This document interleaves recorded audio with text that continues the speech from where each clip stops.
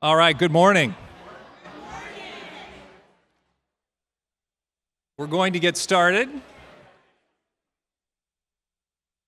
So, I know some of you have already asked the question, and you may be curious what that old movie footage was that was playing on the screen. And our own Andy Haber over here found it, old 8mm film, and he went looking for it and converted it to video because one of our alums had reached out and asked if we had any footage of concerts on campus from the late 60s and early 70s. And that alum was Johnny Kalla, one of the founding members of Huey Lewis and the News. And he's working on a documentary, and he was a student largely only because his parents said if he wanted to pursue music, they would support him as long as he was enrolled in school. So he had pure motivations to come to College Marin. But I talked with him recently, and he absolutely loved his time here on campus, was thrilled to see this old footage. You'll also notice that some of it was the actual construction of the James Dunn Theater and the Performing Arts Building, and we also had footage of the old Bolinas Marine Field Station. And pleased to report that our new Bolinas Field Station is complete and just about ready for use.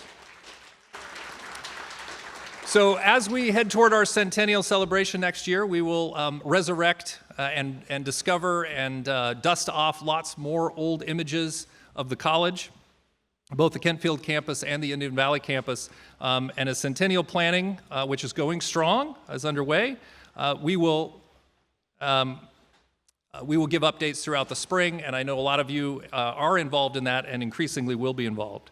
But certainly want to thank Nicole Cruz and Keith and Lindsay for their leadership getting us organized around our initial centennial event planning. I think we keep going to, come on now, there we go. I'd also like to start by welcoming our trustees. We have a number of trustees with us today. We have Paul De Silva, Trustee De Silva is with us. We have Trustee Crystal Martinez is with us. Trustee Wandine Trainer is with us, and her partner Faye is with us as well. And I believe that Trustee Crow is also trying to make it. She will probably be on her way. The other trustees have work commitments, otherwise they would be here, and they send their regards as well. This is the time where we welcome new employees, and we have quite a few new employees to welcome today. So when I say your name, and I apologize in advance, when I say your name probably incorrectly, please wave, stand so that we can acknowledge you. We have new full-time employees starting this spring. Shayla Anderson, full-time psychology instructor. April Beach, full-time nursing instructor. Sadie Cifuentes Gudiel, our Compass program coordinator. Diego Cobos, another Compass program coordinator. Michael Day, designer, stage technician. Lisa Hillstrom, Enrollment Services Associate 2. Efrain Jimenez Oriana, custodian. Israel Mondragon Rebillar, custodian. Carol Morales Orozco, Compass Program Coordinator. Sandra Munoz, custodian. Santiago Nocito, a new buyer for the college. Ruthie Reeder, Director of the Child Development Program. Victoria Salazar, Administrative Assistant 2. Moha Sanai, Accounting Specialist. Matthew Schmeig, Lab Technician. Keith Terry, Full-Time Nursing Instructor. Charles Thorpe, Technology Support Specialist 2. Julia Valladares, Enrollment Services Associate 1. Fernando Vargas, Custodian. And Leslie Windsor, Human Resource Analyst. So welcome to all of you. We also have a number of part-time faculty beginning now, most of whom are in ESL foundational skills. So there we go. I'm gonna list them off as a block of folks. So Laurel Costel, Marisol Del Rio, Lacey Goodlow, Keith Jacobs, Kieran Langer, Ilya Osovsky, Jyoti Paintel, and Kara Parks, all in ESL foundational skills. Welcome to all of you. We also have 3 part-time folks in court reporting, James Kim, Teresa Russ, and Christine Lung, who was a full-timer and has now transitioned to part-time. We also have Ryan Cooney, who has been with the college but is now part-time faculty in kinesiology and athletics, Paul Mobbs in computer science, and Mary Worth in biology. And I understand that, I think Mary was saying the other day that she actually taught here about 20 years ago and is now back. So welcome back. We also thank the events crew for setting up this space and all the work that they do as well. In fact, I was thinking the other day, someone was asking me about another place that I had worked, and I was thinking about the different colleges I've worked at. And I have to say, our maintenance and custodial staff here at the College of Marin are by far the best, most fun group of professionals in the trades that I've ever had the privilege of working with. Let's give them a round of applause for all the work they do. Without our maintenance and operations and custodial staff, the rest of us, we wouldn't have the places to gather and the places to do the work that we do. So thank you for that. Now, at last spring's Convocation, a year ago, we spent time discussing a number of themes that had emerged from a leadership convening that we'd held the previous day. And at that leadership convening, members of our senates, unions, our department chairs, coordinators, committee leaders, and managers came together for some initial thinking on our next strategic plan, which will launch this next year, our Centennial Strategic Plan. So based on what they had come up with and the conversations we had at Convocation, that input led to further discussion.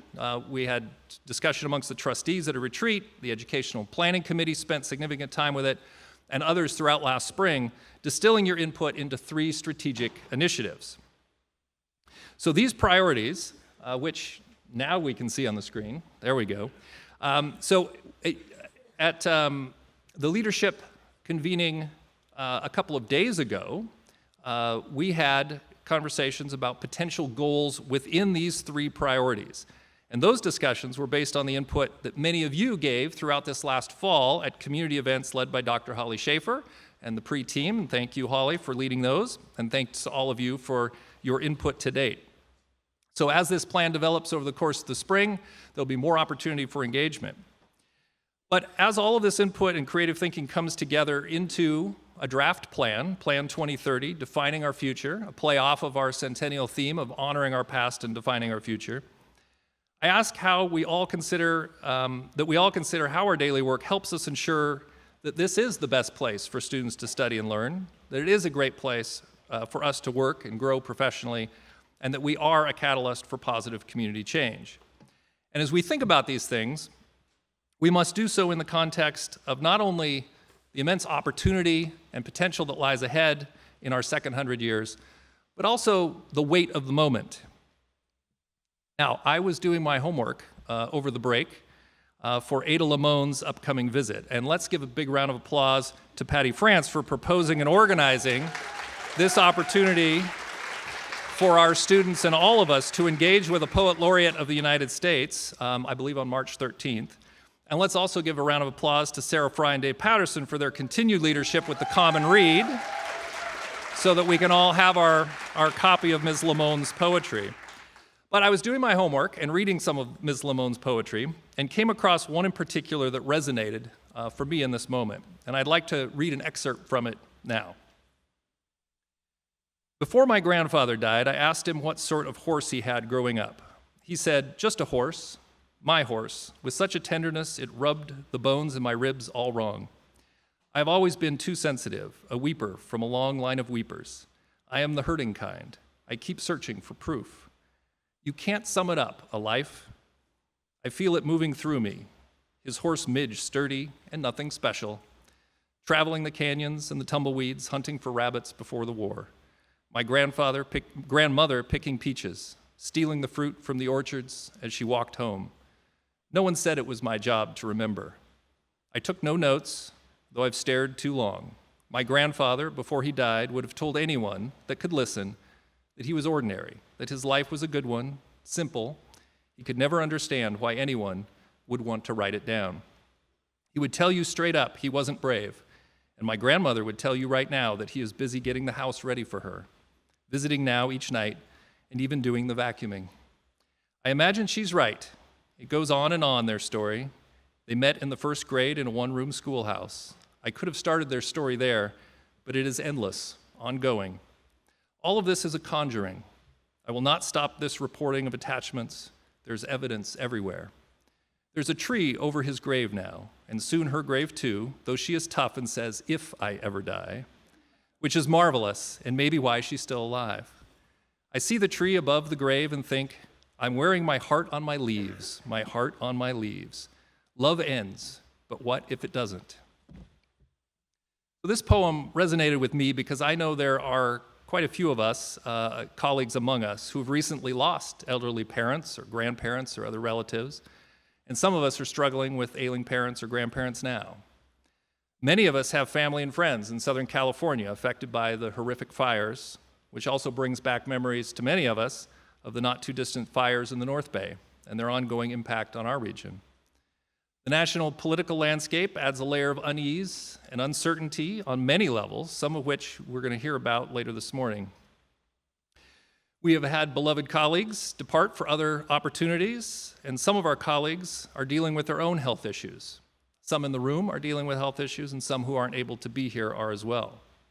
And I would just like to note that Shuk Chung, our longtime creative designer, is one of them. And as she battles her terminal illness, I want to let you know that the music we listen to on the front end of Convocation and the music that will play us out at the end is Shuk's playlist. So these are some of her favorite songs so that she can be with us today in spirit, even though she's not able to be in person.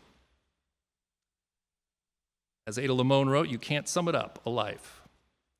All of this, from national and regional issues to the health and well-being of our families and our colleagues, it's a lot as we head into spring semester 2025. As we do our good work for our students and community, it is in the context not only of the immense opportunity ahead of us and the potential of our students and the potential of the college, but of this weight, of these things. And there is, appropriately, I think for all of us, some sadness, some grief, and unease. The good news is, if you look to your left, and you look to your right, and you look in front of you, and you look behind you, we have a lot of people here who are here for each other. So those in the room who are struggling in one way or another, there are plenty of shoulders around the room for you to lean on. And for those of you who would like to be that shoulder to lean on, don't keep it a secret. We need to stick together, to rely on one another, to take care of each other, because as we feel this weight, so too do our students, with their own traumas and trials and barriers and struggles. And they need us, and we need to be there for them in unity with each other. So in the context of the national political landscape, let's look at being the best place for our students to study and learn. I read recently an American Psychological Association study which indicates that nearly 80% of Americans feel anxiety coming out of the 2024 election and heading into 2025. 80% of Republicans, 79% of Democrats, and 73% of independents share that sense of anxiety about where the nation is headed. So there's good news. On this front, there is national unity. But what to do at the policy level is where that unity quickly sort of falls apart. As an educational institution, as the public higher education in Marin County, we are the community's college. Now, the American Association of Colleges and Universities gives us some language to help us consider how we can be the best place for students to study and learn in our current environment. And they write, institutions of higher education undoubtedly have a responsibility to ensure that classrooms are places of welcome and belonging for everyone. This, in turn, requires providing students with practice from their first to final semesters with the skills and dispositions necessary to speak across differences, listen critically and with understanding to diverse viewpoints, exercise curiosity and empathy, engage in humanistic identification, and consider the possibility that some of their most fundamentally held beliefs might be mistaken while actively seeking alternative perspectives. The essential purpose of a college or university in a diverse democratic society mandates that beliefs be expressed freely, questioned openly, and evaluated critically, and that ideas be shared, challenged, discussed, and debated without fear of retribution or censorship. In a society riven by division, each of us must do everything we can to safeguard academic freedom and institutional autonomy as we strive to educate for democracy and fulfill the social contract we have made with our students and the public. So, how do we do this, inside and beyond the classroom? If we think about being a great place to work, we might, as the education writer John Warner suggests, think about the work. He encourages us to lean into the work, which he defines not as the myriad daily tasks that any of us perform, but as the, quote, the activities that are rooted in your deepest values, that have inherent meaning, and that in the realm of teaching and education, those that enhance the potential of the students in your community. So in this regard, if we feel distress, the work can help us not feel as powerless. The work, rooted in our values, gives us agency. Increasingly and necessarily, our work is in the context of our larger community and the many partnerships that help us deliver on our mission to our students. Seth Kaplan, the author of Fragile Neighborhoods, Repairing American Society One Zip Code at a Time, clearly over the break I had some downtime to catch up on some reading, says a sideways approach to community care and repair results in more equitable opportunities and outcomes. Now, by a sideways approach, he means knitting together community needs, institutions, and organizations tackling local challenges. Colleges can and need to be key drivers of this work. Now, this is how we can be a catalyst for positive community change. Kaplan also says a good community will always activate people. And I have seen the College of Marin community activate over and over in my dozen years here, both in times of crisis and simply to seize on innovative ways to do the work.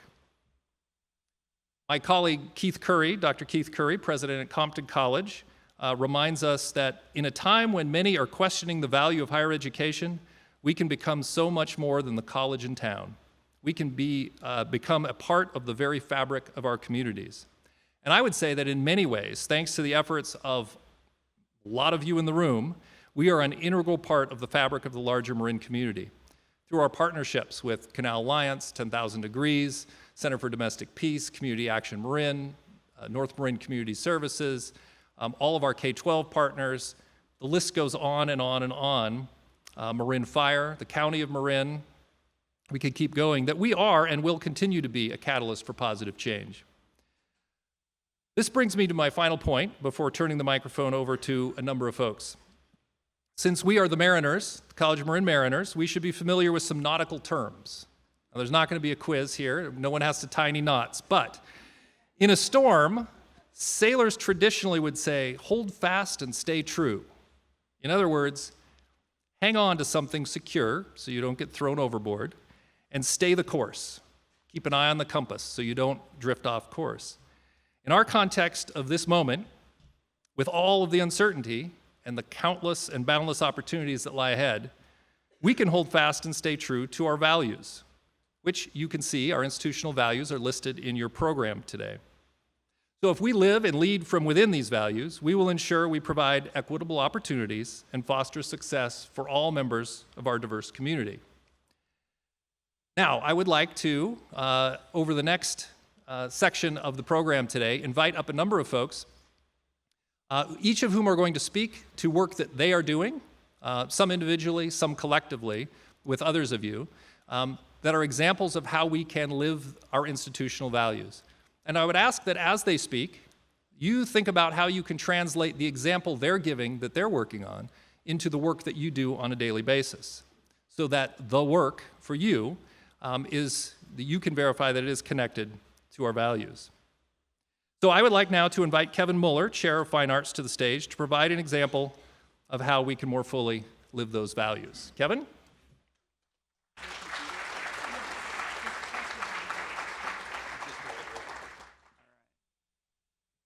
Thank you. Good morning. Okay. Let me set my timer. Okay, so I've been asked by Jonathan to speak about my sabbatical research. I had a sabbatical last year. And as you can see from the title, it's this global interventions in the college's art history survey. So before I explain the interventions, I'm just going to explain to you the survey. It's a generic term that we use to describe the Western survey. So basically from caves to contemporary, and in the College of Marin, that's a 3-semester sequence. So my project really started out sort of realizing there was a dissonance, a gap here between the students I saw in the classroom and what's known as the CID, which is the outline that the state provides for us to follow in order to assure that all our classes are transferable. And this is really applicable only to transfer level courses. So that outline there looks pretty innocuous, I think. You could say it looks like a lot of things we might see as just a simple list. But what's interesting about that sequence of topics there is that really it's much more than neutral, it's a cultural artifact. And in order to understand that outline, it's helpful to know a little bit about the history of art. And as an art historian, of course, I'm kind of interested in both the art itself, but also the nature of my discipline as well. So art history is actually invented in the 19th century as a discipline. It's invented in Germany. And in the German context, there's a focus on how art fits into historical, social, economic context. That discipline is brought over to the United States in the late 19th and early 20th century. And it's first taught at elite universities in the East Coast, Ivy League institutions. And as it makes that transformation across the Atlantic, it also changes significantly to a sequence of stylistic change over time. And I'd actually argue the real kind of narrative here is about progress. And so the people teaching the course are going to be saying, you end now, and this is kind of the high point of history. But in looking at my image there of early 20th century classroom experience and thinking about Ivy League education, what you realize is that class was being sort of designed and taught for young men and young women who were really elite. From elite families. And now some of those women and men would go on to become curators, but most of the times this course was really designed to impart in them a form of cultural capital that would complement their economic capital, the social capital that they had from their families, and it would allow them to go, imagine, to Europe and be able to speak articulately about some of the works that they had seen. So that's the early 20th century experience here on the left. On the right is a cover from H.W. Jansen's History of Art, which was a really important textbook that was first published in the late 50s. It's after the Second World War that the history of art, or art history as a discipline, is really institutionalized in public education. So it becomes part of the state university system and really becomes important as a kind of course that is part of art departments typically in the 2-year system as well. If you took art history before probably 1992, you might well have used Jansen's History of Art. So if we go back to thinking about that CID, right, this is part of my own kind of thinking about my discipline, I'm like, well, I have this CID that the state is actually giving me, but I actually know that that CID isn't this kind of neutral thing that some omnipotent deity has imparted upon me. It is in fact a product of historical circumstances. And in many ways, what we see here with that outline is a table of contents that is really derived from Jansen, which in turn is derived from education that was designed for Ivy League students much earlier in the 20th century. My project, well, before I get to that, if we would look at that outline and sort of map it geographically, it looks quite different, right? We are very much aware that this is, and of course it doesn't make any apologies for being very Atlantic-focused and Mediterranean-focused. So going back to my idea of the intervention, my project was to, in a sense, intervene into that geography in order to provide a larger geographic distribution for the course, in order to bring in other artistic traditions, in order to make something that I felt would speak much more compellingly to the breadth of students that were in fact in my classes. So what do those topics look like? I'm not going to read them out to you. You can simply look at them. But you can see that these were a kind of range of topics across a wide geographic distribution, as the map included. I did not research each of these thoroughly. Each is a career unto itself. but rather I chose specific works within each of these artistic traditions and each of these time frames that I felt would dialogue really well with what already existed in the course. So I didn't want to do something that was just simply additive. I wanted to create something that was much more synthetic, something that more kind of reflect our own understanding of the way that culture works, but also the way that people interact and, as a result, bring their traditions together and they hybridize and modify over time. Okay. What were the goal of this project? My project here really is, I think as an art historian, one of the most important things that we do, as well as my studio faculty do as well, is we develop visual literacy. We teach students how to see objects, how to understand objects, not only their formal qualities, but also how they mean, how they carry meaning individually based on who the maker is, but also socially and collectively. Okay? And I think that's a really important thing, to see the work in larger historical contexts. The project here was also about getting students to realize that what they may think is a kind of effective and maybe best way to do something isn't necessarily the only way to do something, but rather we can actually sort of see the kind of range of options out there. Also, I think when you start to take a global perspective, you see that there's a tradition over here and there's a tradition over here, and although they weren't talking to each other, there's commonalities. And that commonalities is really useful for us to start to realize that there's a common human experience to be found across the globe when we study the visual arts. That it is about developing our empathy for people through the study of objects, through the, like the virtual, if we're just looking at them, we're looking at them, but if you can touch them, if you can experience that architecture, you, in a sense, can often sort of almost walk in the shoes of the past. Obviously, there's cultural difference that you can't necessarily bridge, but you can get a lot further than one might expect. So I think that of my list here, really that last one became the most important. So what does this look like? I've kind of given you the theoretical bit, so let's take a look. So in the traditional history of art class, as kind of following that CID framework that inherited from long ago, you might study something like the Chauvet cave here on the left in France, so a prehistoric example. But we could actually open up that global rock art tradition to start to consider other geographies, the American Southwest and the Australian context as well here. And what I think is neat about this is it starts to make us realize that the impulse to mark the landscape, and to mark the landscape in the context of maybe ritual actions, is something that transcends geography, transcends time, and transcends maybe our specific differences. I also was thinking about, how would I incorporate Mayan art? And so one of the ways that I did that was to think about displays of power and authority.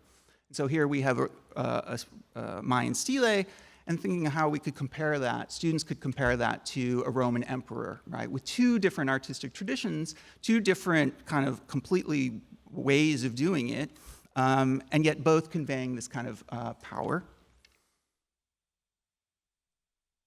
Oftentimes, students will think that non-Western traditions lack the illusionistic representational strategies that we associate with Western Europe. But in looking at this comparison here, again, of a Mayan sculpture to a European sculpture, we see that naturalism is something that cultures, is not an exclusive prerogative of Western Europe. In my research also as well, I was interested in architecture, and so here the Great Mosque at Zene, thinking about how that compares to sacred spaces that we would find in Western Europe, a Gothic cathedral here on the left. We could talk about formal commonalities here, but I think one of the interesting kind of differences that this also raises is the way in which the Great Mosque here is subject to constant rebuilding, constant kind of rehabilitation as part of the way that the community engages with that. So starting to think about art as not just something that is associated with just elites, but actually something that is accessible to all participants of a culture and place. And then my last example here was just to kind of, again, to sort of break the kind of hegemony of the Western illusionistic tradition here, and studying Ottoman manuscripts, which in turn were derived from Persian manuscripts, and how there's not necessarily, I would tell students, it's not like the one on the left is any better than the one on the right. Rather, these are gains and losses with each one. You gain something and you lose something. And so that's a kind of always a cultural relativism to be thinking about a comparison across cultures and time. So that was my research, and so I've kind of given you just a brief summary here in thinking about how I was able to rethink my discipline, both in terms of the practicals, but also the theoretical. So thanks for the invitation, Jonathan.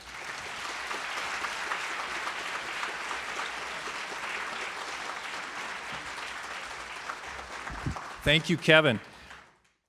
Most of us in the room are not art historians. However, I think we can all appreciate how what Kevin shared with us today is really a great example of our definition of equity, recognizing historical disparities and putting resources in terms of time, but also curricular revision into addressing those. It's also a great example of culturally responsive curriculum, which aligns not only with our student-centered education, but academic excellence and innovation and diversity, multiple aspects of our institutional values. Next up, I would like to invite Hugo Guillen, our coordinator of undocumented student services, to talk with us about the work that he and many others are doing in preparation for our students' return this spring. Hugo?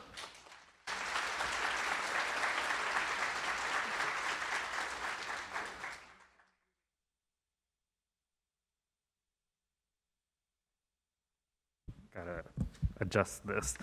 Good morning, everybody. Like Dr. Eldridge said, my name is Hugo Guillen. I use he, him, his pronouns, and I'm the coordinator for undocumented students and special populations here at the college. And so my job is to support our undocumented students here at COM. Before I go into what that support looks like, we're actually part of a group of student support programs in our area. We have multiple programs that attempt to support students who've been historically excluded from higher education. And so EOPS supports mostly low-income, mostly first-generation college students. We also have our Care and CalWorks programs that support students with children under the age of 18 who are receiving local cash aid from their local county. We have our Rising Scholars program that supports formerly incarcerated students, as well as juvenile justice, which supports youth who are currently in correctional facilities. Our Next Up program supports students who were in foster care at any point on or after their 13th birthday, and then undocumented students, which I coordinate. Because we have an amazing team that works collaboratively, we're also able to maximize the support that these students get. Often students are participating in multiple programs, and we also encourage them to participate in others like our learning communities to get all of that support that'll help them reach their educational goals. And I wanted to also begin with a common understanding.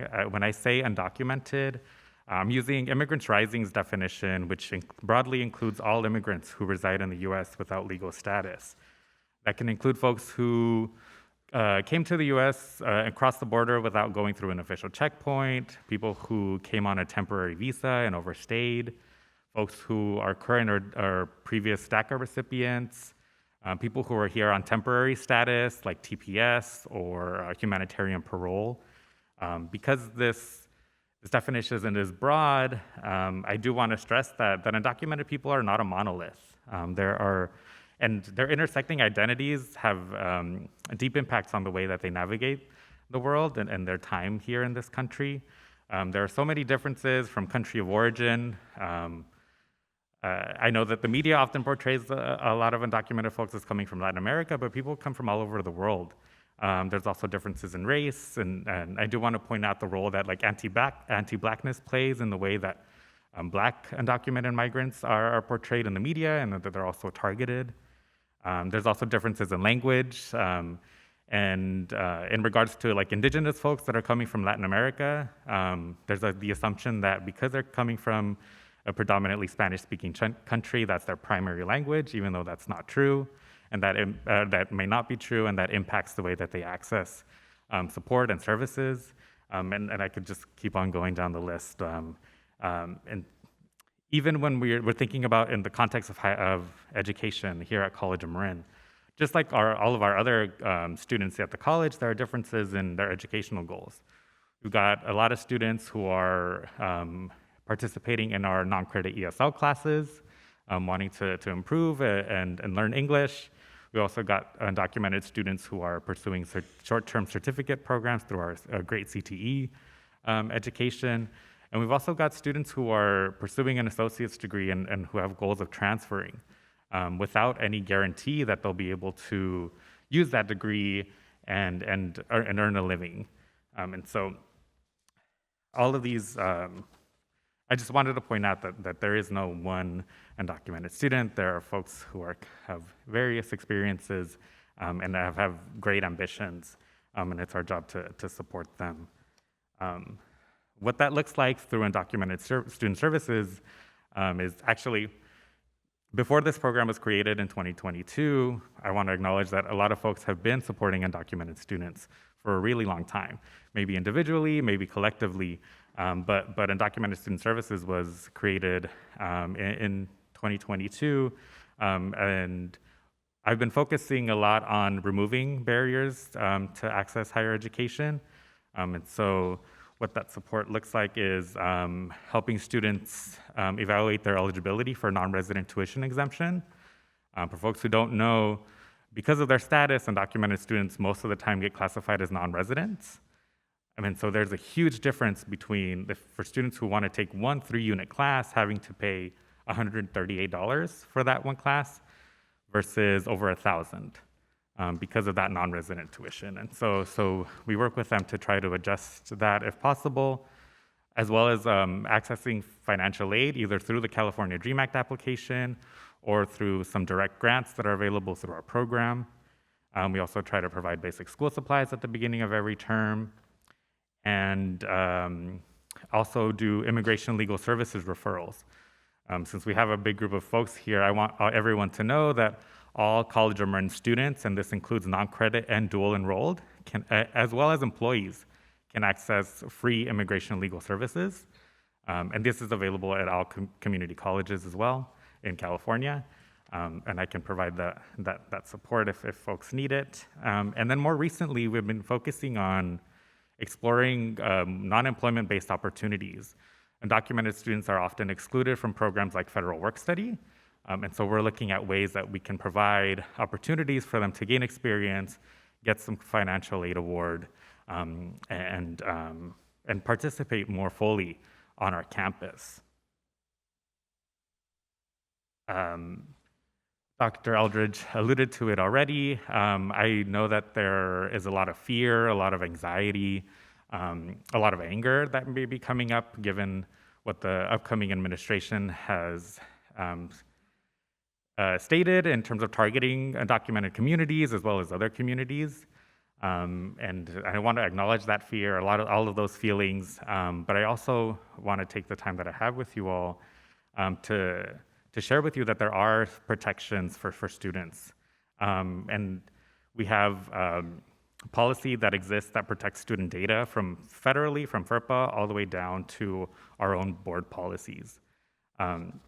There are also state laws that limit cooperation with immigration enforcement. I know there's a concern for the possibility of local law enforcement being deputized or used to enforce immigration laws, like Texas tried to do last year with SB 4. But we luckily here in California has SB 54, which limits cooperation with immigration enforcement. And that includes our campus police. I believe our police chief sent an email about that towards the end of last semester.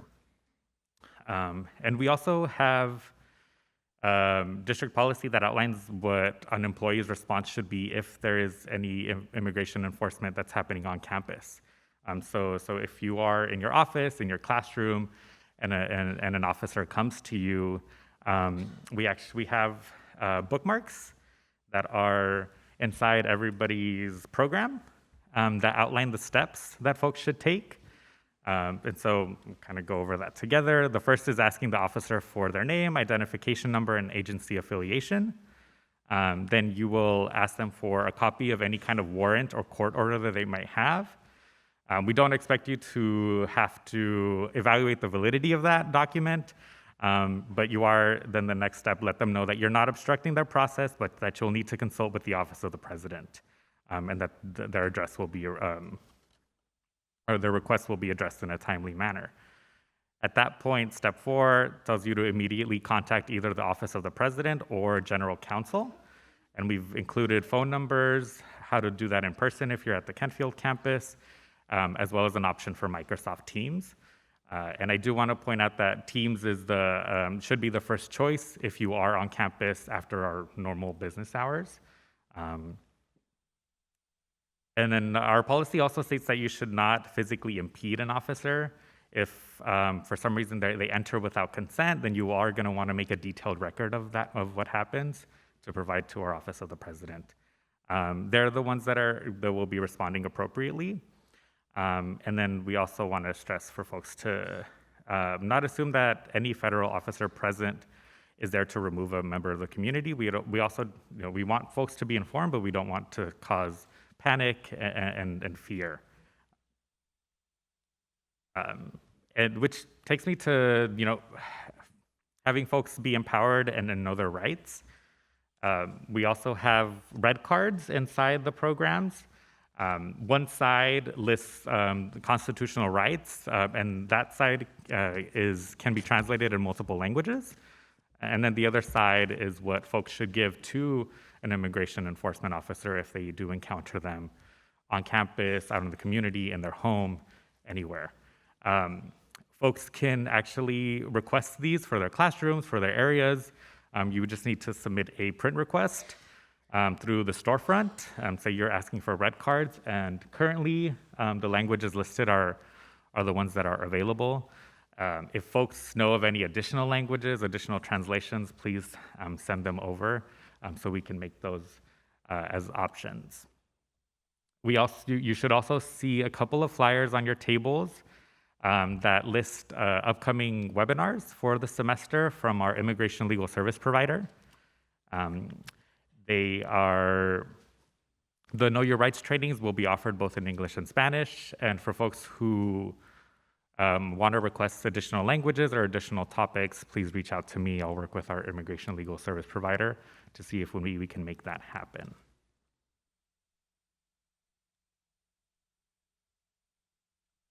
And then there's so much more that I'd like to share, but I want to stick to time. Here's my contact information. Please don't hesitate to reach out to me if you have questions on behalf of a student or yourself. You want more information. I am hosting a Flex workshop tomorrow on Zoom at 9:30. You should be able to see it on the Pro Learning website and still sign up for that.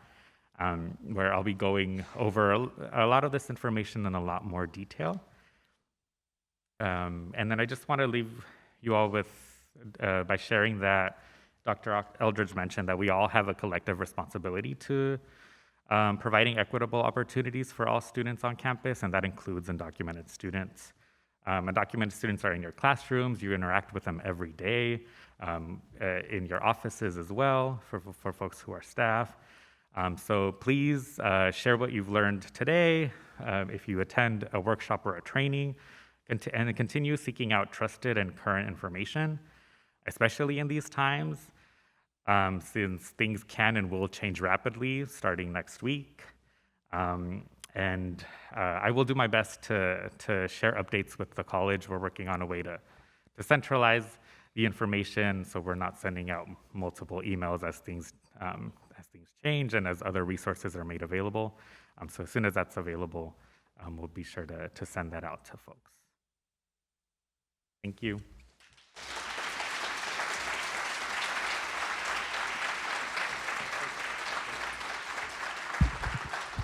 Thank you, Ugo. That was great. Very important information.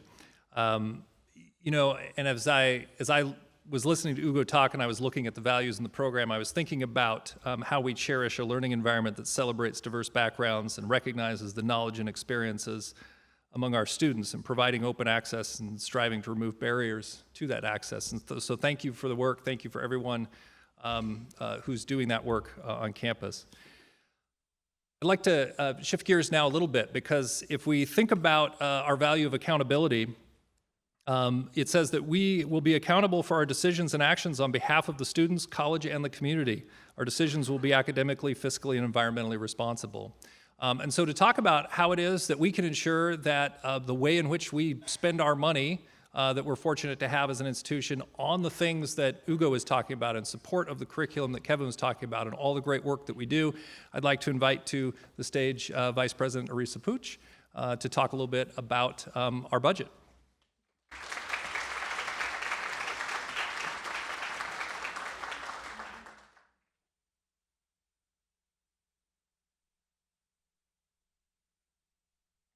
Hugo already put it down for me.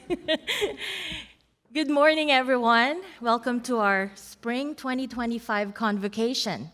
It's very nice to see all of you today. A little while ago, I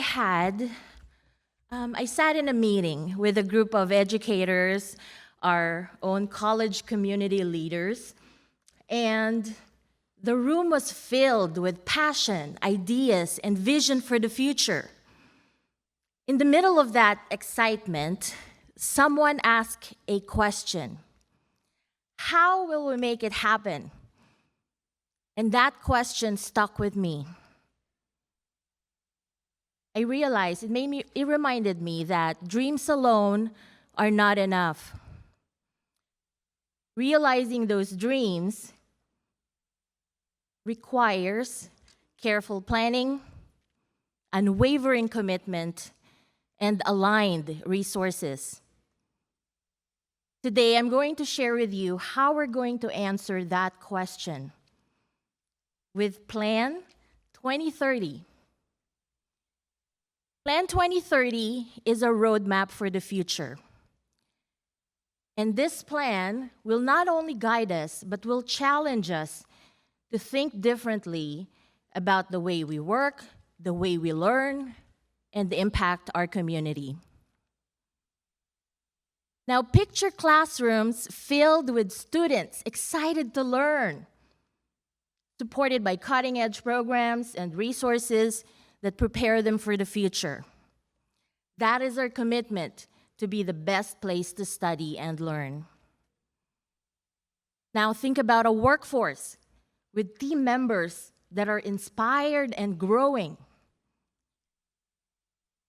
It's funny how generative AI is reminding us, whether we're a student, an educator, a classified professional, or an administrator, to let go of inefficiencies so that we can give way to our natural intelligence and humanity that is designed to create goodness. So imagine a workforce that's inspired and growing. That is what it means to be a great place to work and grow. And finally, think of the power of that force for good in our community, driving change, building partnerships, and creating opportunities. That is what it means to be a catalyst for positive community change. And now, folks, these are not just lofty ideas. These are interconnected goals. And to accomplish them requires something: a solid financial foundation. So when I first look at our budget, it felt like solving one of those Rubik's Cubes. How will we invest in the future while staying financially responsible today? And it reminded me of a childhood memory of me and my mother working on our house, balancing our household budget together. She taught me the importance of saving for the rainy days while making room for what matters today. And that same principle guides us now. To support Plan 2030, we must maintain a 20% reserve level for fiscal stability and to weather crises and disasters. Think of it as our safety net, ensuring that we can weather uncertainties. avoid deficit spending and budgeting to ensure long-term institutional sustainability. As a mariner, avoiding deficit spending is like steering a ship. We can't really move forward if we're constantly patching holes. By building and replenishing our capital projects and innovation funds, we are fostering modernization and support new initiatives. So building our capital projects and innovation funds is really planting the seeds for growth, ensuring that we are thriving and not just surviving. We must reduce our annual spending by $1 million to eliminate the structural deficit and accomplish these positive goals. Now, I've been meeting with every budget manager, and we are diving into the details of their budget. Together, we are not just cutting costs, but uncovering smarter ways to operate.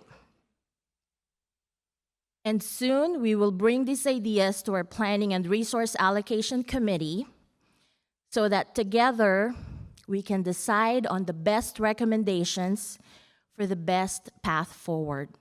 So this is a team effort. In April, I will be hosting and scheduling a budget session for all of us so we have a space and opportunity to learn more about our budget and ask questions about our budget, because again, it is a team effort. So let's fast forward to 2030, shall we? Imagine walking into one of our campuses. The atmosphere is energy sustainable. All of our employees are inspired, well-supported, and growing. And our students from all walks of life, are thriving and supported with resources and programs that prepare them for tomorrow, for the future. They want to be here. Our students want to be at College of Marin. They're willing to drive 20 miles, 30 miles, because College of Marin is not just the best community college in the state, but we are the best of the best. Our community looks at us as that beacon of progress and innovation. The community comes to us because our offerings nurture the whole self, and College of Marin is a safe place to be and thrive. That is the future we're working toward. And all of you are a part of this story. Each and every one of us, we have a vital role in aligning our resources and maintaining financial responsibility and accountability. So remember that question earlier, how will we get there? Today we have our answers. Through Plan 2030, with clear priorities, shared commitment, and disciplined finances, we will define and secure our future together. So let's move forward together towards this goal, and let's think big, work smart, and stay true to our mission. Thank you all very much.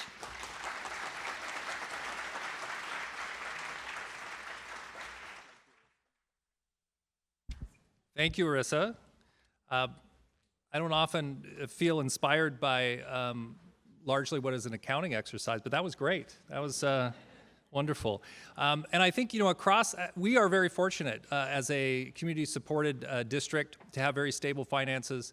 And in our $90 million plus annual operating budget, finding a little efficiency here, doing something slightly different there, and adding up those things in the corners and around the edges can easily help us make sure we stay on track. If you didn't catch it, what Arissa was really talking about up here is that by finding some efficiencies, we can ensure that we're also then putting significant dollars back out for new things and innovation. We can make sure that 20 years from now, this facility looks as nice and functions as well as it does now because we've got the resources for the upkeep. and that we can weather storms and hopefully nothing too severe and not fires or earthquakes or other things. But even in those cases, we have to be prepared, as we know that over a half a dozen of our sister institutions are dealing with how they're going to use their reserves to recover from the fires in Southern California. So thank you for that. You know, part of our accountability I mentioned was about being environmentally responsible. And one of our institutional values is around sustainability. And we will apply environmentally sustainable and green principles in our college community to ensure the future of our planet. And over the last year, thanks in large part to student leadership and the leadership of Klaus Christensen, our Director of Maintenance and Operations, and others in the room, we now have, that we'll be launching this semester, an Environmental Action Committee, a subcommittee of PRAC, to really focus our efforts on how we address issues of climate change, of biodiversity, and of waste and resources. And so at this point, I'd like to invite Klaus up to the stage to talk a little bit about one particular initiative that he and his folks are launching this spring. Klaus?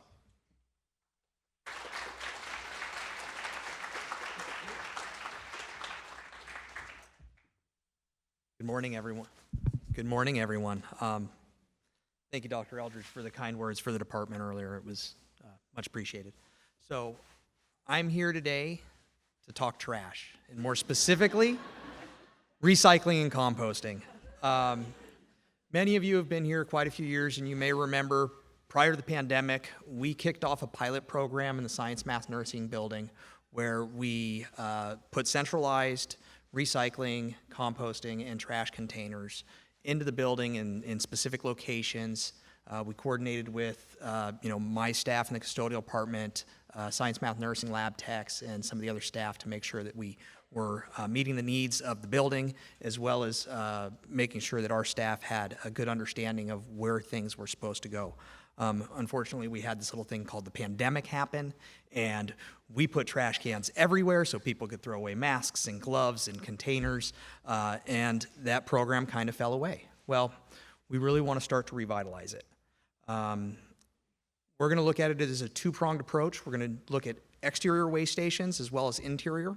My staff's going to go and do a full accounting, both interior and exterior trash receptacles, recycling receptacles, so that we have an idea of what we have on campus. I'm sure a lot of you have noticed there is no unity. There's no unified composting, recycling, trash receptacles. We have a hodgepodge, a little bit of everything all over campus. So we need to get a good understanding of what we have on campus so that we can align with some of the state guidelines and some of our Marin County, Marin Sanitary, our waste hauler, as well as Recology up here is our other waste hauler, so we can align with their ability to receive our recycling and compost, as well as hopefully very, very little trash going to the landfill.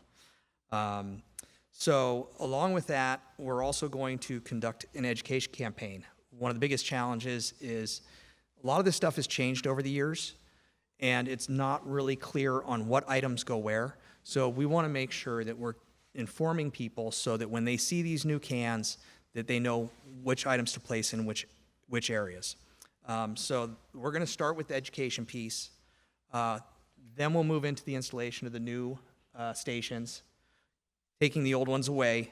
And then one of the other challenges we always see is that we have a lot of student turnover. They should be here for 2 years and moving on to other institutions. So we have to continue that education as we filter new students into the campuses.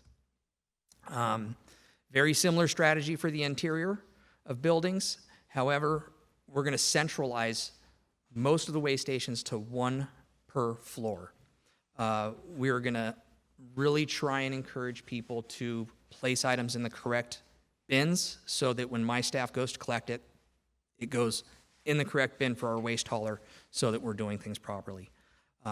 Should really help our custodial staff with being efficient. One of the other items we're going to look at is removing or self-service offices. So you can maintain your trash can, but we're going to ask that if you want to keep it, you're going to have to take them to our centralized locations so that my staff isn't in every single room. And of course, we'll talk to everybody about this, and there's going to be a lot of conversations. I know, I can see it coming.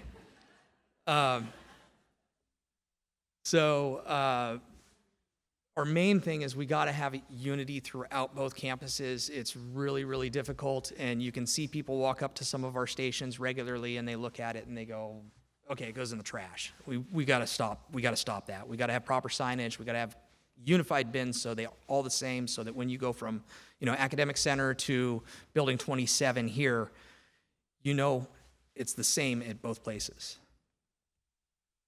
So our timeline is, I'm here to introduce this to you today.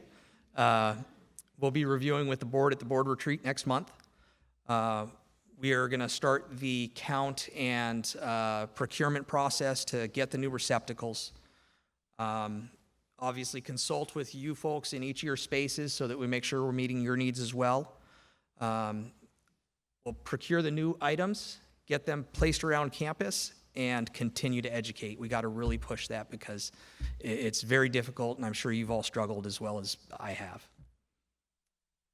So, one too many. So thank you, everybody. Have a great day.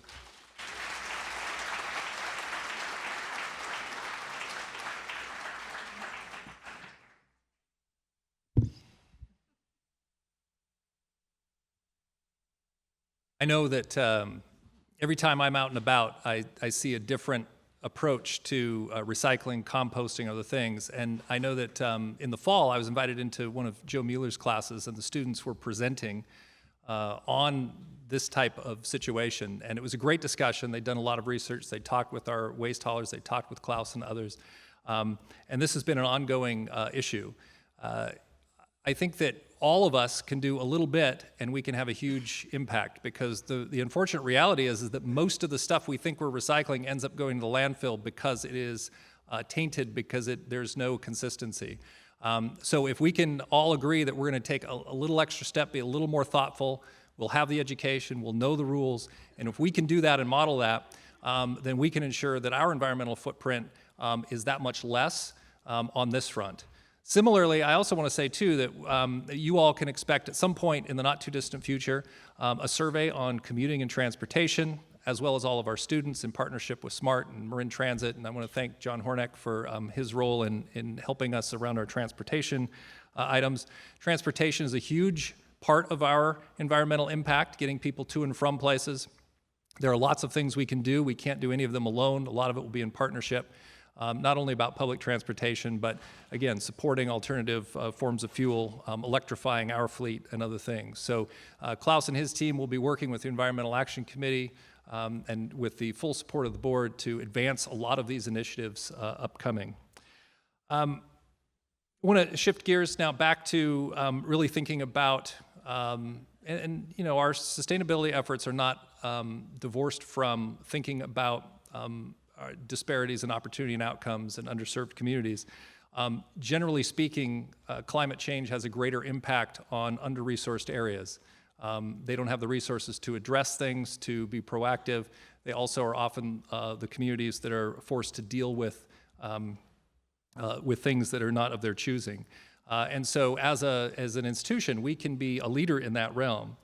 And in terms of being a leader around addressing institutional racism, some of you may remember that a number of years ago, there was a 9-point plan that the president put out, then President Kuhn put out. So here today to remind us of that and to talk a little bit about where we go next with our collective conversations on this issue is T. Perales, coordinator within our Student Activities and Advocacy Office. T.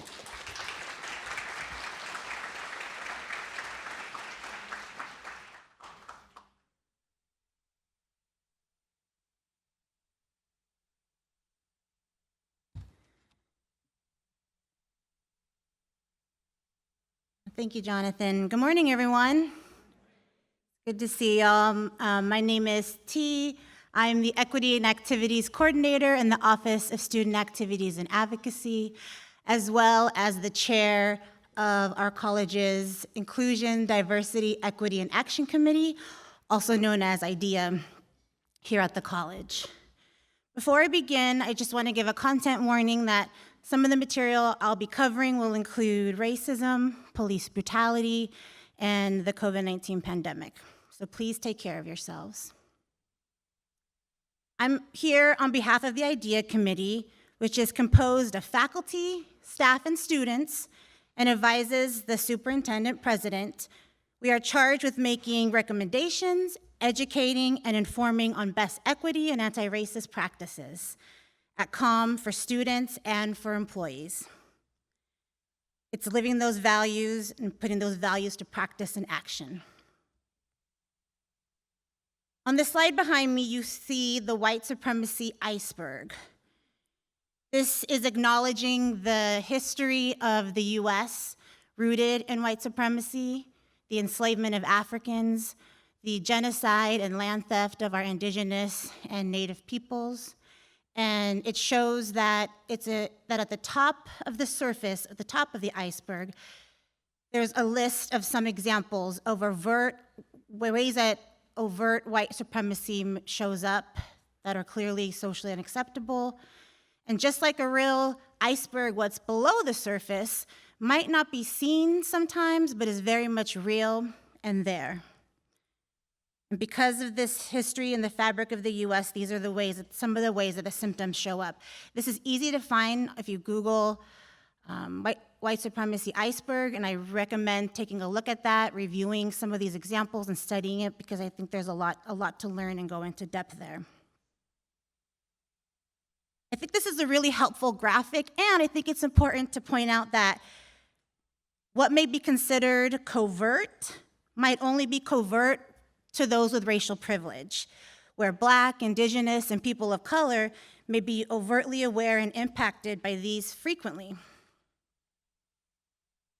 As you can see on the right, our college has made some amazing equity efforts to be really proud of that centers those most disproportionately impacted by white supremacy through action, through including our strategic equity plan, programs like equity and mental health, services like our learning communities, EOPS, student accessibility services, and committees like the Professional Learning Committee, who model what centering equity is in professional learning, like we've been experiencing this week.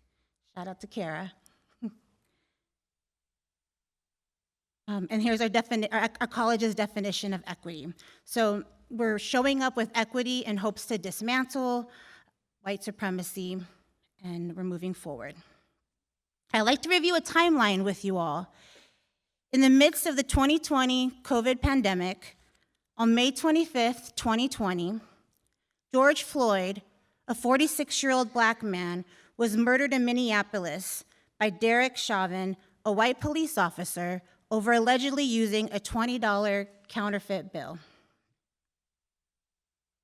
Now, we know that police brutality and killing of African American and Black folks was not new in 2020, and it continues to exist.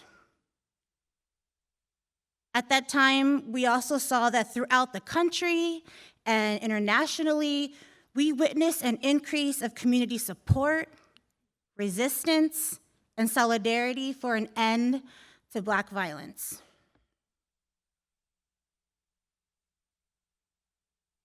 Moving through our timeline, on June 5th, 2020, in response to the murder of George Floyd and the countless Black lives that experienced violence, the California Community College Chancellor's Office sent out a call to action, calling on all California community colleges, listing the expectations and responsibilities of every single one of us to engage, to have honest conversations, to call out structural barriers, and continually measuring our progress to hold ourselves accountable, individually and collectively.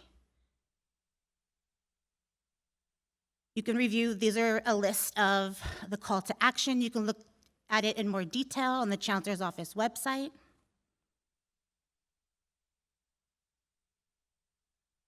So during this time, the IDEA Committee and our college's EEO Committee, Equal Employment Opportunity, met to get together, to collaborate and strategize on how do we advise our college president, our board of trustees, and employees so that we can show up for our students, for our colleagues, and our community. This 9-point plan emerged from this meeting, and our former president, Dr. Kuhn, shared it with the community in a letter that you can still find on our College of Marin website that goes into much more detail. Dr. Kuhn called on each of us to, quote, take our commitment to equity and anti-racism to a new level. So as you review the 9-point plan that's next to me here, I just highlight a few recommendations on here. Number 3, ongoing anti-racist training for the COM Board of Trustees, Superintendent President, Cabinet, and employees. Number 4, COM's Police Department employees receive ongoing professional learning and training rooted in anti-racism. Number 8, build a pipeline of practices for hiring, supporting, and retaining more Black, African American, people of color, and equity-minded employees. And number 9 is an accountability plan for each of these recommendations.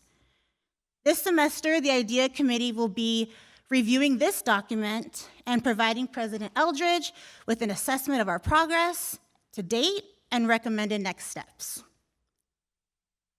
Additionally, in response to George Floyd's murder, the call to action from the Chancellor's Office and the 9-point plan, the IDEA Committee launched Community in Practice, a monthly series that brings faculty and staff together to engage in racial justice practices, learning, and support, centering solidarity with our beloved Black community.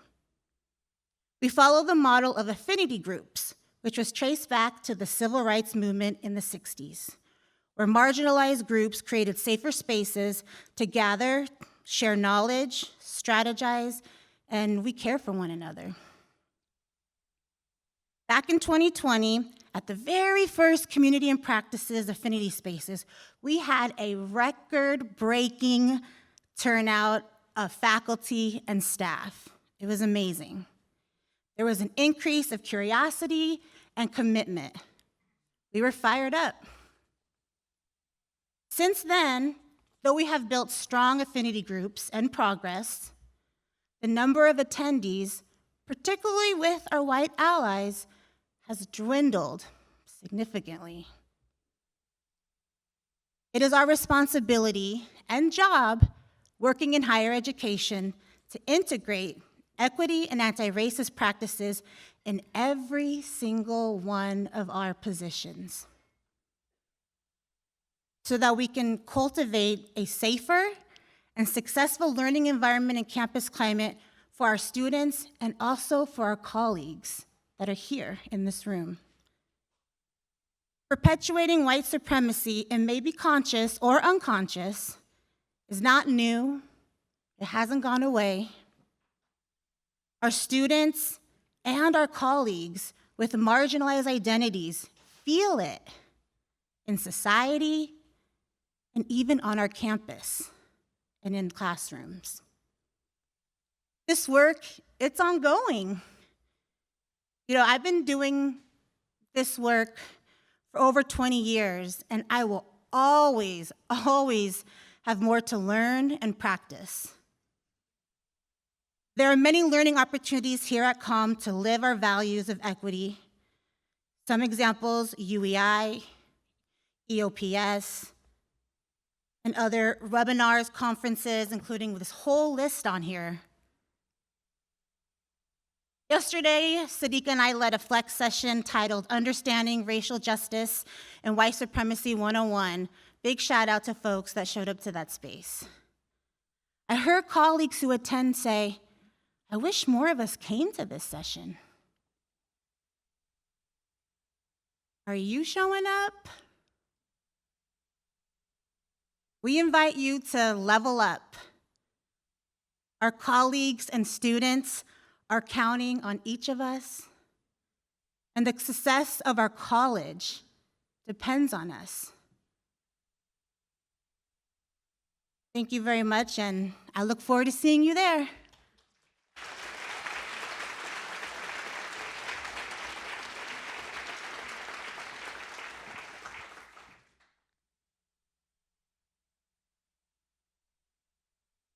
Thank you, T. That was great. And I look forward to working with the IDEA Committee and receiving their assessment of where we are holistically, and then working with all of you on determining the next best steps for the institution.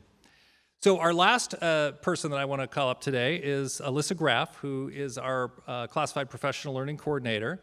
She, along with Kara Kreit and others, not only lead the Professional Learning Committee, but have been putting on all of this great stuff for Flex Week and all of the other professional learning at the college.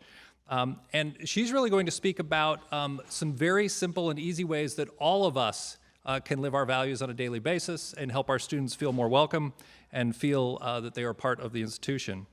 I also want to thank everyone associated with the IDEA Committee, the Moja Equity Institute, our Equal Employment Opportunity Committee, and everyone who is engaged in the work that T was mentioning. Obviously, we all have responsibility in all of this, and I know that we're all committed to it. I think that the more we can have it front of mind and think about it in the way in which we revise curriculum, the way we provide services, the way we think about how we spend our time and resources, the better off we all are, and certainly for our students. So to give us some concrete examples before we wrap up is Alyssa Graff. Alyssa?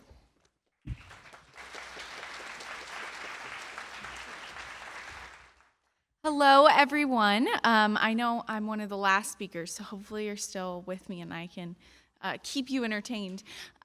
We are going to be talking about Caring Campus. Now, some of you may already know, have been hearing about Caring Campus, what this is, this new initiative. Some of you may be thinking, oh, another initiative, more things that I need to do.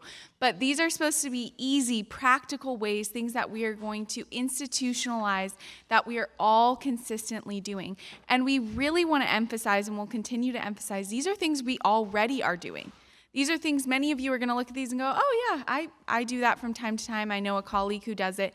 But we really want to get it in a place where it's a part of our foundation of what we are doing here on our campus for ourselves and for our students. So I just want to promote really quick, we have a whole team that has been of classified professionals that has been working on Caring Campus. So if you are a part of the Caring Campus team, can you please stand up? And so we can all give you a round of applause.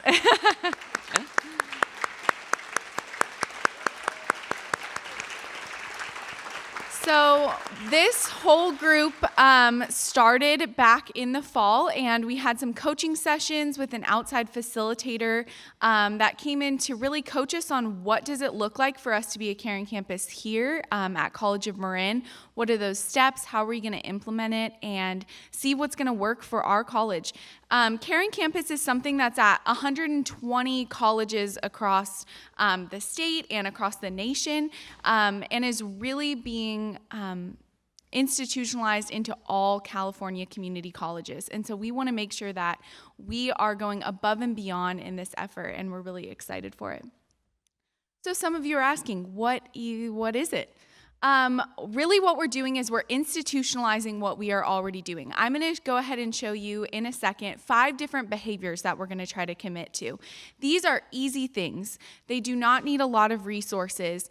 Everyone in this room can be a part of it. Everyone can do it with not that much effort, but it just takes you mentally thinking about it and making sure you're actually taking those action steps for it.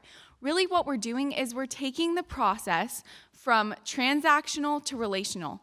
So when a student comes up to you, instead of going, what's your ID number? It's what's your name? First and foremost, what's your name? How are you doing today? Those simple little things that we forget when we're in our job, we're trying to be efficient, we're trying to get things done, that we forget that the person standing across from us is also a human. And as staff, that we are connecting with each other, we're caring for each other, and we're caring about individually what each person needs, not just what do we need to get done. So all of the behaviors that I'm going to show you kind of follow these different guidelines. These are common campus-wide behaviors that all staff can commit to. It doesn't matter if you're classified staff, if you're faculty, administrator, what department you work in, everyone can be a part of these things. It's really, the goal is to create a sense of belonging, appreciation, and value of the individual students. And again, like we keep saying, not just our students, our staff, our community, anyone who's engaging in campus or just in our community in general. This really encourages that service mindset. It creates a sense of campus and community connectedness, that when someone walks on the campus, they feel as though they are appreciated and that they are valued and that we care about them. Really, a lot of the data behind this program shows an increase in student retention. Because when students come on campus and they feel like they have the resources, they know who to go to, they don't just go, oh, this is too overwhelming, I'm gonna walk away. That happens time and time again, and we don't even recognize it because we never even see the student, because they walked onto campus and then they just walked right off because they didn't know what to do. So this really increases student retention and employee retention, that as we're following our strategic plan, that this is a place we want to be at and we care for each other. Like I said, these are easy to implement, not a lot of resource commitment. They're easy to monitor to see how we're doing, to evaluate and adjust. And they can be both for the traditional environment of an in-person environment, but also for our virtual students and our virtual staff as well. So now we're gonna get into those 5 behaviors. We've got the 10-foot rule, name tags and identification, cross-departmental awareness, warm referrals, and first week greetings. So these are really what we're gonna start to focus on, launch out, recognize when each other are doing it, and pay attention to really trying to commit to these different behaviors. So we're gonna go through each one so you get a little bit more of an information on what it is and how you can apply it. So first we've got the 10-foot rule. So don't actually take a ruler and measure out a student that's 10 feet from you. That's gonna look a little weird. It's just anyone that's around you, a student or staff or community member. Smile, say hi. You can tell when someone's lost. They're standing at the map, they're looking around, they're looking at their phone, they're looking around. Don't just pass that person, ask. Do you need help? I've done that a number of times. I've seen other people do it, and most of the time, the person's relief on their face is like, yes, I do need help. And immediately their day is changed. Immediately they approach the day completely different, the campus completely different. So it's not just me talking. We have students that are gonna talk about their testimony of seeing this being applied already. And so we're gonna watch a little video. I would like to talk about the 10-foot rule that last semester I went to this library, and I don't know how to use a library because it's my first time, and I was walking around and David came up to me and told me he approached me and asked me about what can he do or what I need help. So David is the one who helped me a lot and showed me around to the library. And from that, we got a connection, like really good connection. And I feel comfortable talking with him. Like I feel like even though I am from international students from outsider, I feel like outsider sometimes, but David helped me a lot. Like I'm welcome and I feel like in a part of the community. And so yeah, David helped me a lot, especially in my essays too. He helped me with my references. And he told me around campus, like the SMN's building. He showed me around and how to use the library system. The COM got a best library system that I used. And yeah, David's the one, yeah. So yeah, little shout out to our library and Dave. And as you can hear, Dave's the one. So now we all know. But in this video, it's just an example. One of our staff members went out of their way to ask, how can I help you? And that then relationship prompted him to feel comfortable to be able to ask more questions. And if some of you are extreme introverts and like, I really don't know what to say to someone, just smile. A smile at someone is gonna make them smile back and is immediately gonna change their day. You never know what someone's going through. So if you're like, I really don't want to talk to someone, just smile, just wave, that's all you have to do. So the next commitment we have name tags and identification. So the goal of this is not that we're gonna force everybody to wear a name tag, but having some sort of name tag, having a lanyard that says College of Marin. I know a lot of our maintenance and custodial staff, which they've already implemented this, wear College of Marin t-shirts or swag or jackets or things like that, because students walking around We have such a wide age gap of students on our campus. They do not know if you work here or if you are a student. And they're not going to feel comfortable just going up to a random person to ask a question. When you're walking around campus and you have something that says College of Marin, it immediately makes the person feel more comfortable to come up and ask you. This can also be virtual in your email signature, having the website link so that to whatever program it's a part of, having something fun about yourself, having your languages, having your pronouns, having any of those things that can help someone go, oh, I can connect with that person. So this is something we're going to be starting to roll out, working with marketing and communications about getting that process of getting a name badge easier. Outside, we're going to have a whole table, and we have a ton of lanyards that are all fun colors. So even just putting your fob on the lanyard and walking around with it can help identify that you work here. So let's watch this student testimonial. My name is Mateus. I'm a student at College of Marin since 2022. In my first week here 2 years ago, I came to the P building and I needed help. I was lost and I needed to find where was my classes, and I needed to help because I'm an athlete from Brazil, so I needed to know more about the things here. And I just found some employees with the name tag and the College of Marin jersey, and they helped me a lot. They introduced me to the coaches, they introduced me to my classroom, and that was amazing that they became like friends and like such a family for me. So I'm really grateful for all the signs and all this stuff. Thank you. All the signs and all the stuff. It's perfect. And that simple feeling, that relief of knowing where to go and who to go to is really important. Next, we've got cross-departmental awareness. I know that it gets talked a lot about people feeling like they're in silos. The goal of this is to make us more efficient and collaborate and care for each other. When you know about someone else and someone else's department, you immediately know, oh, I could work with them on that.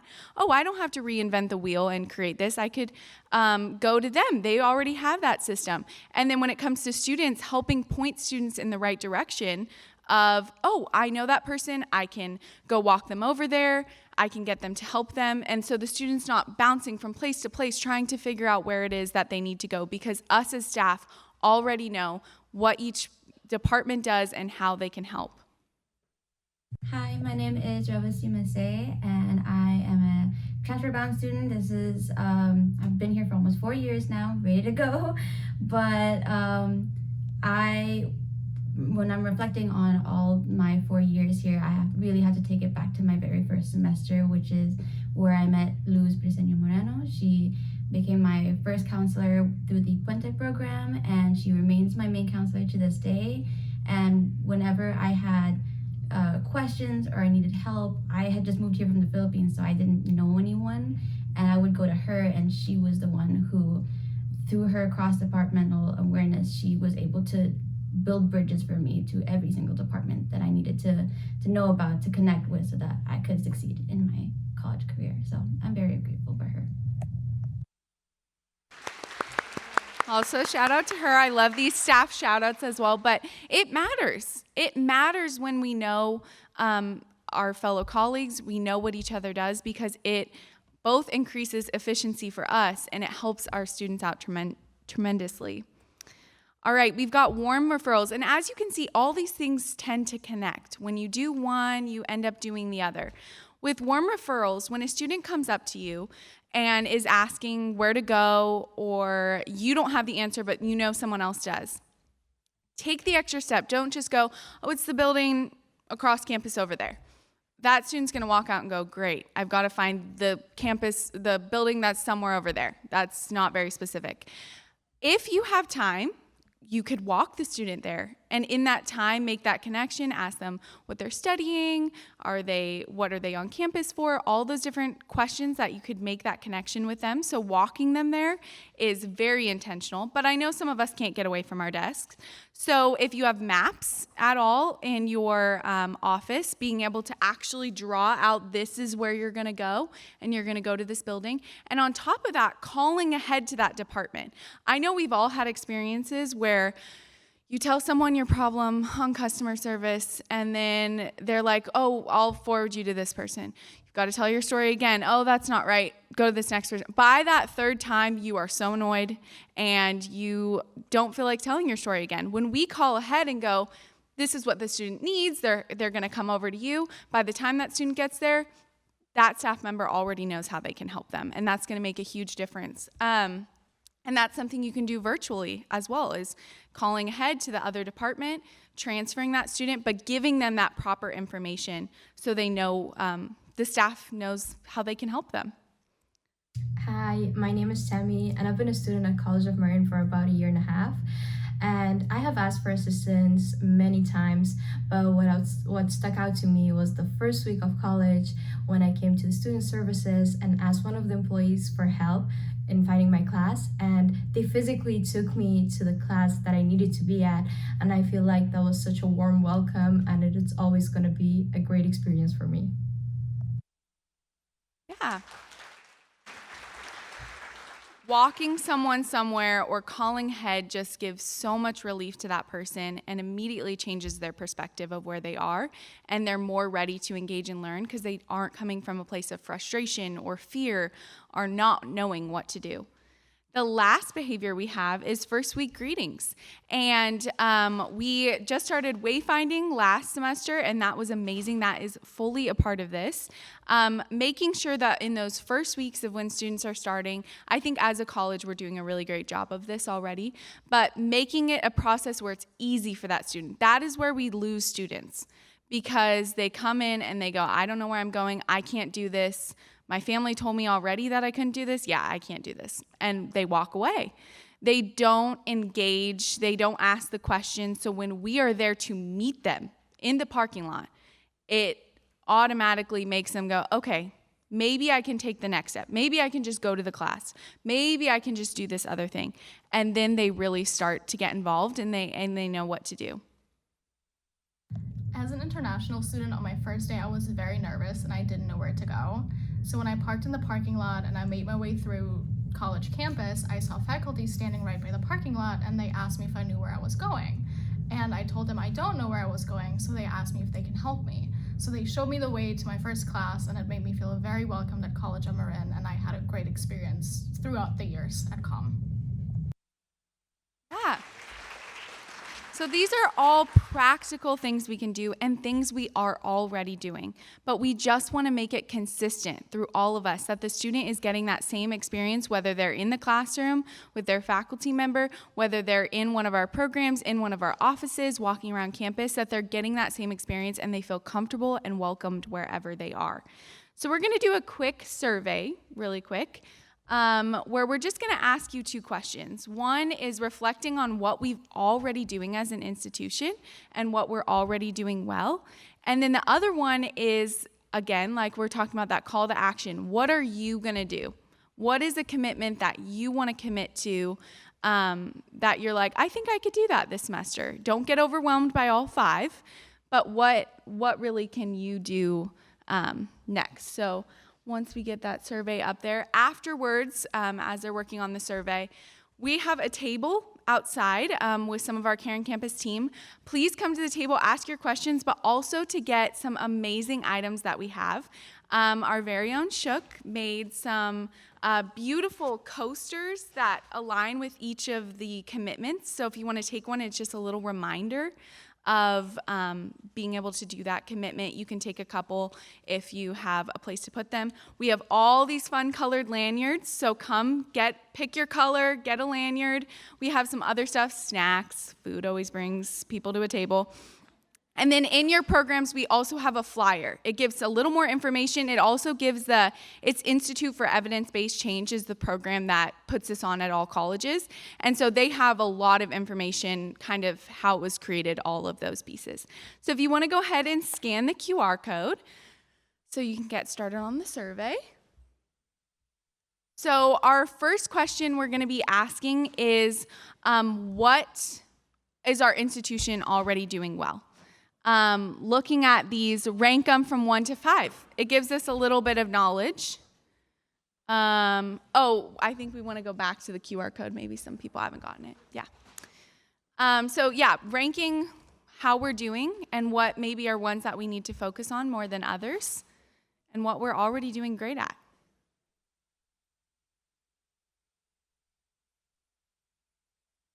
I know sometimes QR codes can be a little, your camera won't focus, frustrating. You can also use the website and the mentimeter.com and use the code if your QR code is not working. Don't panic, people, I promise. We're not quizzing you either, so if you don't end up doing well, it's okay. All right, so as you can see, we're starting to show our different, what people are saying, our warm referrals, those first week greetings. These are all great things that we are already doing. Maybe we can work a little bit more on that cross-departmental awareness. It leads to that efficiency. All those pieces, name tags and identification, getting those out so the people who want to wear those name tags, that we have them for you. And you'll be hearing a lot more communication on that and how that process is going to work. So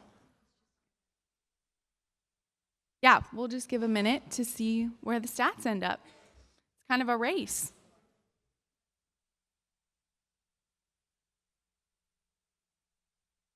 Name tag and cross-departmental awareness, they're really battling for 4th and 5th.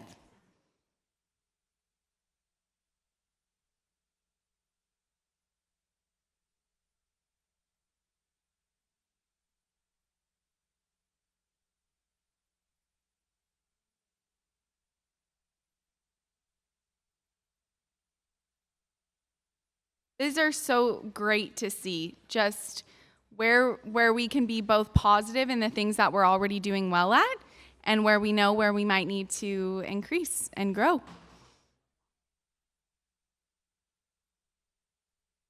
What'd you say?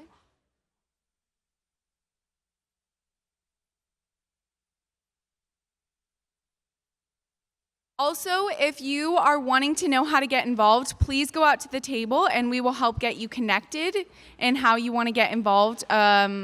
And they will write down your information. Don't feel like you have to. And then we have this call to action. What is it that you want to commit to doing? What's just one thing that you're like, I can do that. That's easy for me. Or something you want to challenge yourself, like that's not the easiest for me, so I'm going to work hard to get that commitment and to work on that.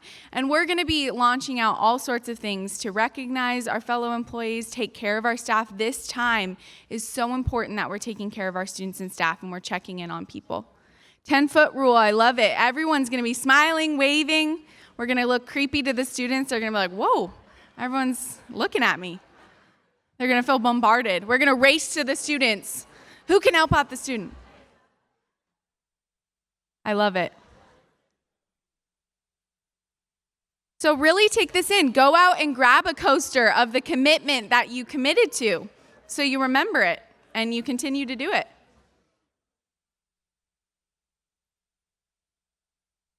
Very cool. I love seeing everyone commit to something.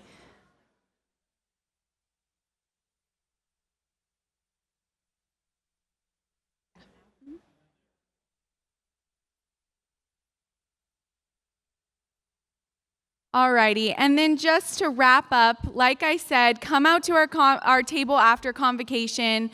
We want to talk with you. We want to get you some swag items, help you engage in Caring Campus. We're so excited to do this as an institution. Thank you, everybody.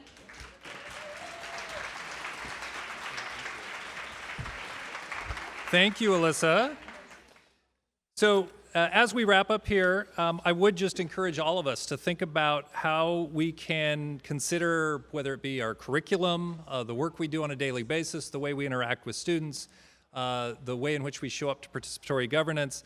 All of those things are ways that we can live our values. And hopefully today, the folks who came up here and spoke have inspired you to think about ways that you can further live the institutional values in support of our students and communities. Let's give everyone who spoke today another round of applause.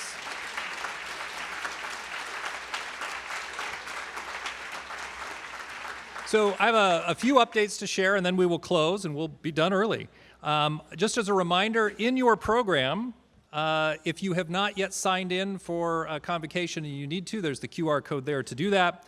Your Convocation brochure has upcoming dates of interest as well as upcoming things within Flex Week. Certainly encourage everyone to also pay attention to those inserts, the Caring Campus card, your information about what to do in response to immigration enforcement on campus, which we do not anticipate, but at the same time, it's good to be prepared. And then also we will be able to get you as many of the red cards as you would like. I would also say that at your tables are some other cards, little note cards. And these are out there for you because as I mentioned before, we have some folks who are not able to be with us today. I mentioned Shook in particular. If you would like to write a card to Shook or anyone you feel needs a little bit of support in our community, please do so. We have a box over at the table by the doors where we can collect those, or you can get those to us after the fact, and we'd be happy to share those for you as long as it's clear as to who it's to. I also want to make sure that everyone understands that throughout this semester you can expect regular communication on a lot of different important things, both updates and opportunities for involvement.